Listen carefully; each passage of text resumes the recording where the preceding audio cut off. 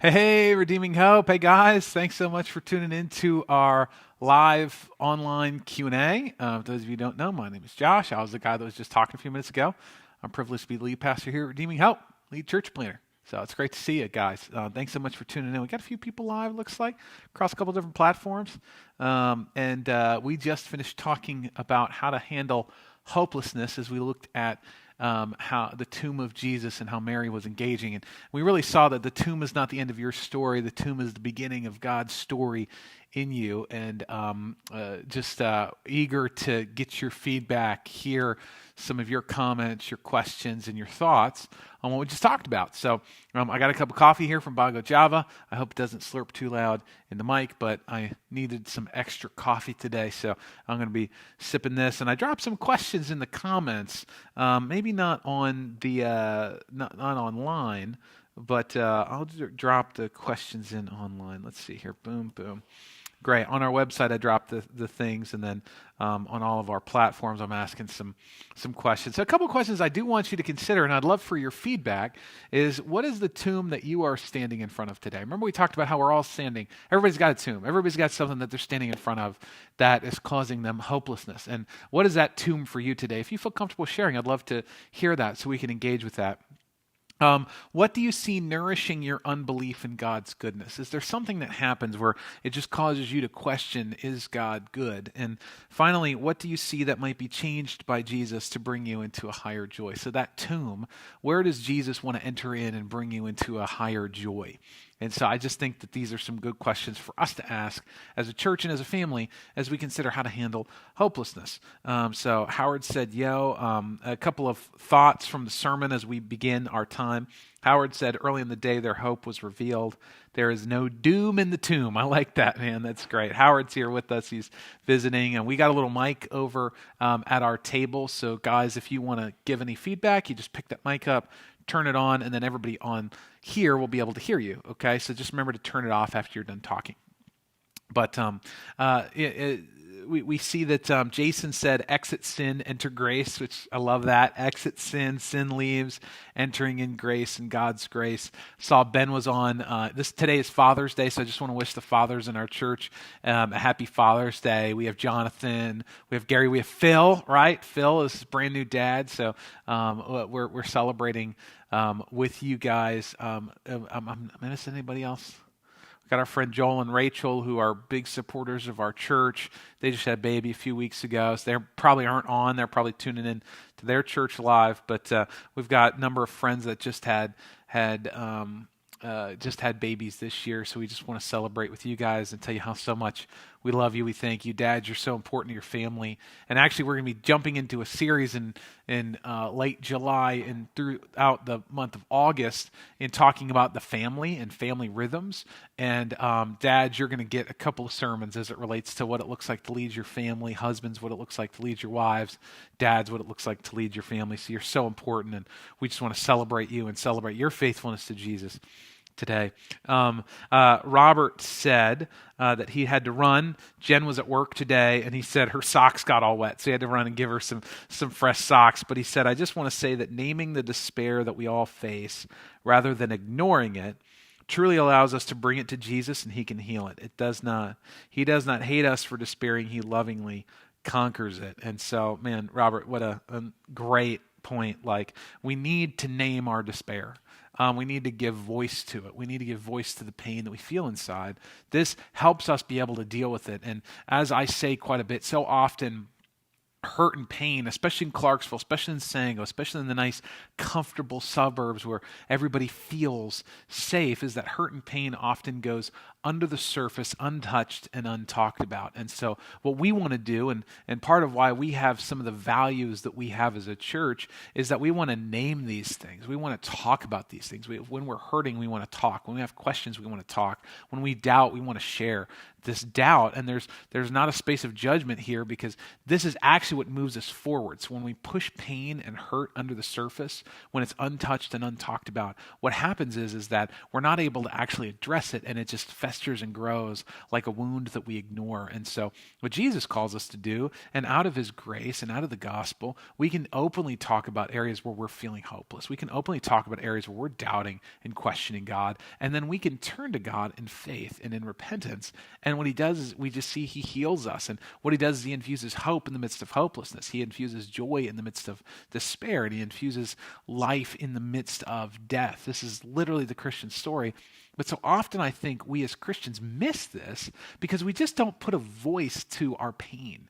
And so if we don't voice it, if we don't actually come to the tomb of our hurts and our pains, if we try to hide the tomb that we're all standing in front of, we really can't address it, guys. And so I want us to begin to address it. And I want us to do this. All right. Let's see. Howard said, I rejoice in the time I lived with my foster dad. And that's amazing.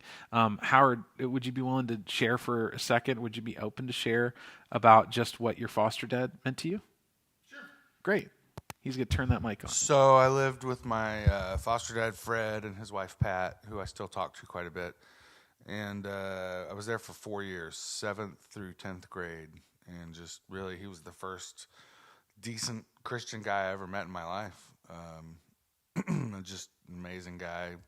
Taught me how to work on a farm and take care of cattle and pigs and grow hay and corn. And we had a peach orchard and just a lot of work and made me study every night. And, I'd gone from dropping out of school and selling weed to, getting back into like school, making good grades. And then even though he took me to church once or twice a week, he never really forced his faith on me. He just kind of quietly prayed and set a good example. And then a neighbor lady, Margaret O'Quinn, actually led me to Christ. But Fred's example was definitely a big part of that. Yeah. That's awesome. And, you think about the example of godly, faithful men. You never know what your act of faithfulness will produce down the road. And Howard is a dear friend of mine. He's planted hundreds, probably thousands of house churches. Not only that, he's planted probably 30 or 40 churches like what we are, a little bit hopefully more permanent and rooted, where other ministries can birth out of. And so you never know what your faithfulness will produce. There was a shoe salesman, and he had moved to the Chicago area. And back then, churches didn't just let you become a member. Baptist churches didn't let you just become a member when you just filled out a card. You actually had to go through an interview process. And he didn't know that much about the scriptures, and so he got turned down twice to become a member at this church. And this little shoe salesman had an eager desire for God, but nobody had mentor him. And there was this man who went and bought shoes from this guy and said, you should come with me. And so they began to study and read the Bible together. And that shoe salesman ended up being a man called D.L. Moody. And he planted a church in downtown Chicago that's probably the oldest mega church in the country. And it has reached hundreds of thousands of people. He started Moody Bible Institute, who's trained literally tens of thousands of people coming out of Moody who have influenced the world for Christ, all because someone took this shoe salesman who couldn't even become a member of a church because he didn't have enough information, and mentored him, discipled him, loved him, cared for him, and through him, probably millions and millions of people have been impacted. So I just want to challenge us today as we think about our concept of faithfulness and being faithful, that when you faithfully love and care for someone, your impact will have ripples throughout history. And so I want us to be a people that are prepared, that are reading the scriptures, that are praying, that are ready to give a word to someone in need, that are ready to pray for people that have need, that are ready to serve practically the needs of others. And I want us to be a church that really values that and cares for that. I know for me, so often when I look at my life, I come to a sense of, I can see hopelessness in certain areas. And like I said, the Christianese language doesn't really like the term hopelessness. So, we'll say things like disappointed or discouraged today, or I just am not feeling great about this. But really it's hopelessness. And whenever I have unmet expectations, So often I feel a sense of hopelessness and like, God, why don't you care about me? Why didn't you give me this thing that I wanted? And it's because often my expectations for God, my expectations of the things that I want God to do for me are not for my good. They're not for my ultimate good.